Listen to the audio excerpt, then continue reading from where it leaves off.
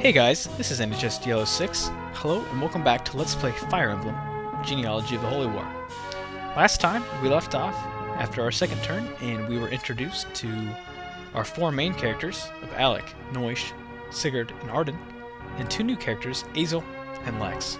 So we have just finished our second turn, and we are going to move on to the second enemy phase. Now, before I actually get into game content, I would like to propose to you as a method of viewer interaction, because I'd like to see that, and I think that it's more fun for you guys if you can have a little bit more of just of a comment that, hey, this was cool. I like to get you guys involved with stuff, and hopefully this will encourage more people to not only view the video, but to become more outspoken, because like you all know, I love hearing from you, and it makes it more worthwhile. It makes me actually, it encourages me more to put out good content for you guys to watch. So, I've had contests in the past that haven't really worked that well, and so I figured that I've seen this contest done before, and I think that it's pretty effective for Fire Emblem games. So, my contest for you, the viewer, is starting now, from this video onward. The reason why I'm starting it now is because I haven't really had the opportunity to have this pose a problem yet to me. So, I've only been 2 turns into this game, so really, what could go wrong? So anyway, from this point forward, and this is going to be a trust-based system, but I'm going to do my best to be honest and keep tabs on myself. I would like for you, the viewer, to guess how many times I'm going to reset after failing a specific mission. Obviously, you're not going to see those failures, so you'll have to take my word for it, but I'm going to try to be honest. And I want you to guess how many times I will have failed a specific mission, and the person who gets the closest without going over by the end of this Let's Play will most likely get either a Let's Try or maybe 2 Let's Tries. So, or maybe they'll get the opportunity to suggest a new Let's Play if I wind up doing one after this. So, anyway, that's that. Let's go ahead and end our turn and go through our second enemy turn.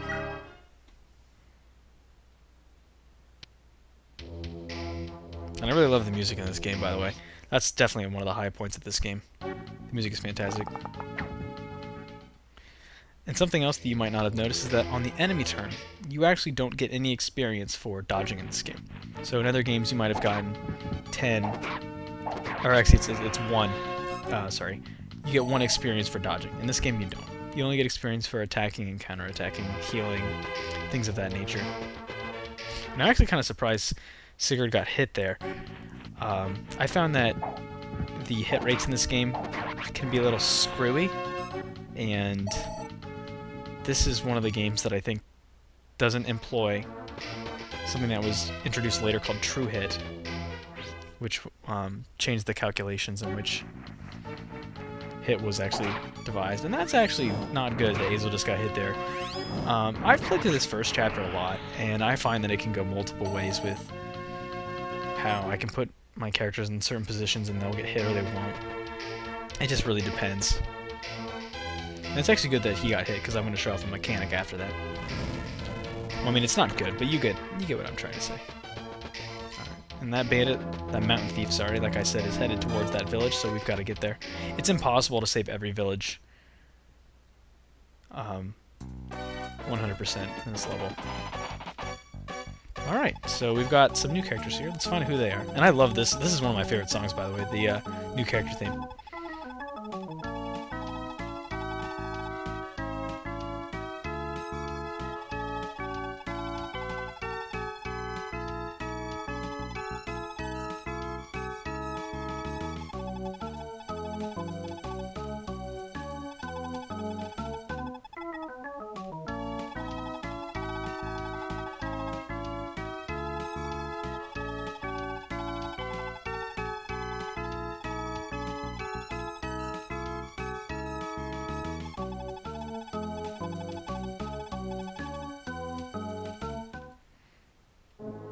So, we have 3 new characters. Let's go ahead and take a look at them. I'm going to treat them the same way that I did the other 6, where you'll get a nice little player card. I'm going to try to do that for all the characters. I should be able to do so. And hopefully if you like it, I think it's a nice touch. So, I'm going to keep doing it. Anyway, so our 3 new characters. First is Quan. He is a Duke Knight He is also already promoted, and he is primarily, actually he's only a lance user, that's all that he can use at this point. But as you can see, he's got pretty great bases for what they are, but he is promoted, so you have to keep that in mind. And he, as you can see, he has on the lover screen is Ethlyn, that is Sigurd's younger sister, therefore Quan is Sigurd's brother-in-law, as you saw through the conversation. So this is already a predetermined pair for Quan and Ethlyn being together. It's impossible to not have them be together because they're already married prior to the game starting, I'm assuming. So when two characters eventually fall in love with one another through conversations and spending turns next to one another, kind of similar to supports of other games, they will essentially become lovers once they've reached a certain amount of points. I'll go into that more when it becomes relevant. It's impossible to have any two characters become lovers in this chapter, so, well, in this prologue, I should say, so we're not going to worry about that for now. His skill, oh, sorry, let's check out his Holy Blood first. He's got Major Holy Blood of Nova, so that'll come into play when he passes it down onto his kids. And his skill is Adept, which is may attack again if very agile, which won't come into play very often. That's actually Continue. That's the one that I was referencing last video, but I was incorrect. That one's Continue. Next is Finn, the Lance Knight. He makes a reappearance in Fire Emblem 5, but that's outside of this. Anyway, let's focus on Finn here. He's not promoted. He is only capable of using lances, as you can tell, and he's got pretty good bases too. Finn will turn out to be a pretty good character, and he's the only character that will make a reappearance at some point later. So he is a B in lances, and he's got 2,000 of his own gold. He has no Holy Blood, so we're not going to worry about that. But his skills are Pursuit and Miracle. So it's also called Prayer, I believe. So if Finn drops below half health at any point, his evasion just skyrockets. And last, Ethlyn, Quan's wife. She is a troubadour. She is not promoted. She has with her a slim sword and a heal staff. So just taking a look at her strength, she's not going to be able to do very much damage. I think the max output that she has at this point in the game is 5. So she's not going to be doing very much. I mean, it's not really necessary for her to do much, but it is nice to be able to counterattack if she is to be attacked. If maybe there was an enemy that was low on health and she was able to kill them, it's convenient, but she's mainly a healer, so that's what she should do. And the staff that she is given in the other translation is called a live staff, so there's a little change here. The guy who did this change, I posted the patch in the part 1, so if you'd like to patch your game with that, go ahead and do that. But he changed all the names to more recent items, like the heal staff. So that's the 3 of them. Let's go ahead and have them head on down. They're going to essentially just follow after Sigurd and any of the units that he is not able to kill, or I'm not actually going to have Sigurd going after many units because he himself is already promoted and doesn't really need the kills. So I'm going to try to use Quan as a way to soften up most of the kills for Finn. And I don't think, let me see, I don't think I actually was able to show this. She is minor Baldo blood. She is the younger sibling of Sigurd, so that explains that. Next, let's go ahead and move Arden. Arden is, I'd hate to say useless. He's not useless, but I find it hard to make him an effective character. He probably won't really be seeing too much action, to be honest. He does get a weapon later on that might help him out and make him more usable, but to be honest, he's not really that effective as a character, and his growths don't really allow for much development, so he's probably just going to be, he's a B-lister, let's just say that. Not very effective. I mean, he's good at, clog and choke points and things like that, but he's not terribly effective at what he does. But that's alright. I wasn't really planning on using him that much anyway, so. Alright. So these guys are going to continue heading west. My goal at this point is just to... I don't really have a script that I follow in terms of gameplay, but I have an idea of what I'd like to do. I usually just have Sigurd head over to this village. I always have him plow through these guys to get there as fast as possible. Alright, so Hazel's not doing so hot. He lost 17 damage already, which isn't good, but I'm going to, unfortunately, I was going to try to have Lex just fly through to the other side, but I have to, that's going to take a backseat to this plan because Hazel is on the, it's on the low end of things, and I'd rather not have him, rather not risk him getting killed. So I'm actually going to pull him up here. So that way if he is going to be attacked, he'll be attacked by this guy who's doesn't really have a lot of accuracy. Oh, he actually can't get hit by that guy anyway, so he can't be hit by either of them. Lex was put on a forest to give him the boost. So we'll see how things go. This village up here is just going to be given to Arden, because why not? And then I'll distribute the others as I see fit. There are certain characters that actually will necessitate more money than others, and I'll explain why later. It's not really relevant in this chapter because it's just kind of getting you started, and there's not really a lot that can be said about what things need to do. Okay, so it is defense, as you can tell. Or maybe... No, it is hit. I get so confused in this game because it's so different from other Fire Emblems. But it's not dissimilar enough that it's not unplayable. Yeah. So hopefully Lex can survive here.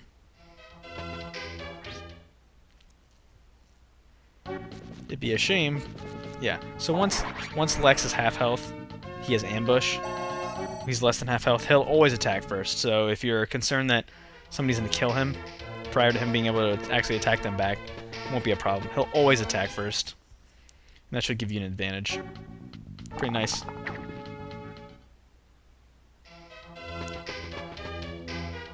Alright. I feel like there's always a little bit of a lull in terms of commentary when it goes to the enemy turn. There's not really a lot to say unless you get yourself in some trouble, but hopefully I am sound enough tactically. Alright, so that's actually a first level up of the game. That was a pretty good one. Got 4 points added to our stats. Very nice. And this guy's going to start attacking here, so we gotta pick up and go as well as there too, so we don't really have a lot of time to waste if we want to secure the most amount of money possible. It's unfortunate that it happens this way, but it's literally impossible to get to these places any sooner. Alright. Now, I'm going to go ahead and start working on softening up some units for Finn.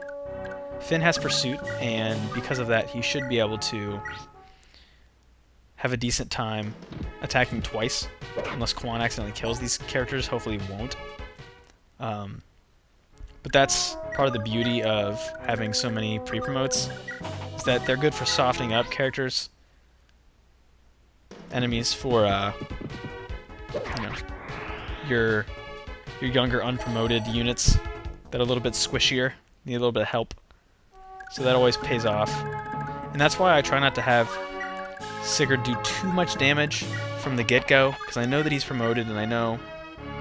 Oh, actually, while I'm thinking about it, another thing about characters that become lovers is that they have the option to give gold to one another. You can't actually give gold to one another in any other scenario except for that. Or if you have a... There's a special character who can do that we'll meet next chapter, who can give gold, but he's the only one. There's a lot of game mechanics that I feel like I don't want to really rush into at this point. I feel like if I was doing like a screenshot Let's Play, it would be easier for me to explain things from the get-go, and then you could just see them as they unfold, but I feel like it's a little bit harder with a video Let's Play, because I don't really want to give everything up. I'd like to, you know, progress and show things as they occur, because I feel like that's more beneficial to the viewer. So Arden almost has this guy finished. Unfortunately, Arden will probably never be fast enough to ever double attack, and his skills aren't exactly conducive to allowing such a thing to happen. So Arden is definitely B-list material for that reason. So this guy, he's a heavy hitter. Lex is actually... I don't know if this guy could kill Lex. Let's see. You gotta do a little bit of math here, because this game doesn't really show you, like the old Fire Emblems where it would say 2 times and whatnot. It doesn't really give you that opportunity to see that. Now, because Lex is hurt, I'm going to kind of get him out of the situation, prevent him from being hurt further. And this guy can't get to Azel anyway, so the best that he could do is go and attack Alec, and Alec would soften him up. That Azel would be able to kill him anyway. So we're going to keep Azel out of harm's way. This guy has a hand axe, and the closest he can get is here. So Azel is beyond safe at this point. Now, the last character that we have to move, I believe, is Sigurd. Yes. And I'm just going to have him head down here in preparation for attacking this mountain thief to gain possession of that village. So we should be able to get in one more player turn after this enemy turn if it doesn't take forever. There's actually a way to speed up the enemy turn, and I'll probably wind up doing that for the next recording. So that way you guys can get as much gameplay as possible. And like I figured, there he is. Going after Alec with his 18% chance to hit. It's actually quite nice because I like to feed kills to Alec early on. Alec and Noish, unfortunately, are just kind of... They're very vanilla in terms of their growths and the way that they turn out. You saw the growth card, and I mean, they're just not fit for long-term use. I mean, they'll serve their purpose for now, and every map will always automatically deploy every character that you have because the maps are so huge, which I think is really cool. I mean, it feels more like a battlefield with everybody being able to be deployed, and you can see the entire army. It feels better in my opinion. But Alec and Noish aren't going to cut it. You'll have plenty of characters that will, so there should be a lack of concern in that regard. You'll have plenty that you won't have to worry about. But yeah, that's just one of the things that I think is really neat about this game, and unlike any of the others, is just the sheer size of the maps. It's just really, really cool how it feels like you're right in the heat of the moment, and you get to feel like you're right there in the driver's seat of this war. Pretty neat. Alright, so barring all the rest of these jerks around here, let's start out first. This isn't actually the most important thing that I need to do, but I just figured I'm already over here. Just gonna have Sigurd go ahead and hack and slash this guy to disappearance. And I'm just gonna put him here. I mean, there's no... At this point, Sigurd doesn't really have much of a role for the rest of the next few turns until I get the chance to prepare for the boss. Next, I think Arden should be able to finish this guy off. Just finishes him off with his 100% hit. Kind of strange if you think of seeing a knight wielding a sword, but I guess it's kind of similar to the generals from Fire Emblem 8, Sacred Stones, where they were able to do so. And I don't think Azel can get... No, he can. So what I'm going to do is I'm actually going to soften this guy up with Alec, and then we'll have Azel come in and hopefully finish him off. Maybe, maybe not, because he does have a hand axe, so I'll have to be careful. I'll have to see what his hit rate is. But that's one of the nice things about this Fire Emblem, is that you can attack and then run away. All of the characters have kind of a similar action to the Knight's Proof from Path of Radiance. So you do have the opportunity to... ooh, that's tempting, but I don't think I'm going to go for it. All the characters will have the opportunity to attack, the mounted characters, mind you, the opportunity to attack and then get out of the way. I mean, that's a tactic that you absolutely have to use in certain circumstances, because if you don't, then you'll die. So it's pretty necessary. Alright. Gonna go ahead and get in a few more moves here. And further notice about terrain is that anything that's kind of green here, it's called plain or the meadow. It won't do anything to affect your defense, but anytime that you're on the road, which is these brown patches, you'll lose 10% to your defense. So that can be pretty detrimental at times, and it's really beneficial for you to try to force the enemy onto those squares. Alright. And thankfully Quan triggers his skill, finishes that guy off. We were a little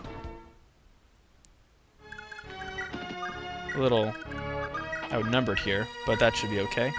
Ethelin's gonna heal him up, and I think that we'll just call it a day here. Things are going as well as they could so far. And that looks like a wrap for now. We'll finish things next time. Alright guys, I've been NHSDL06. Thanks for watching. I'll see you next time. Bye-bye.